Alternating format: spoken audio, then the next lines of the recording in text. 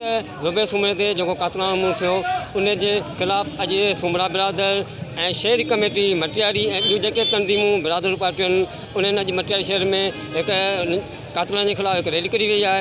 उनजो ई मुतालबो आहे त जेके कातिल आहिनि उन्हनि खे फौरी तौर गिरफ़्तार करे उन्हनि खे सज़ा ॾिनी वञे। अस्सलाम वालेकुम सर, जेको बि सरकार इंतज़ाम खां मटियारी खां जेको सूबेदार आहे SP आहे DSP आहे पूरी जज साहबनि खां अपील आहे, गुज़ारिश आहे त जेके बि कातिलान जिन हमिलो कयो आहे उन्हनि खे गिरफ़्तार कयो वञे ऐं कटड़े ताईं आंदो वञे ऐं जेका बि सज़ा ॾिनी वञे आइंदे लाइ केरु इहो गुदो क़दम न खणे।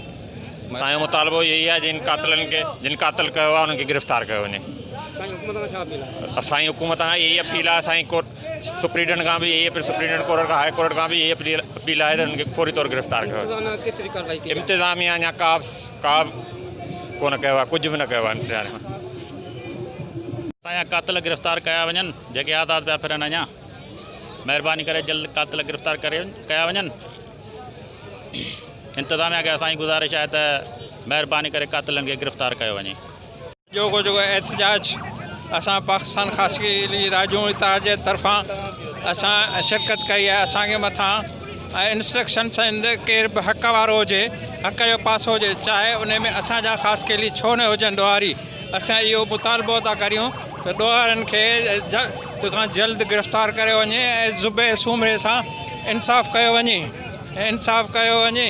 अॼोकी जेको एहतजाज आहे त इन सिलसिले जी हिकिड़ी कड़ी आहे।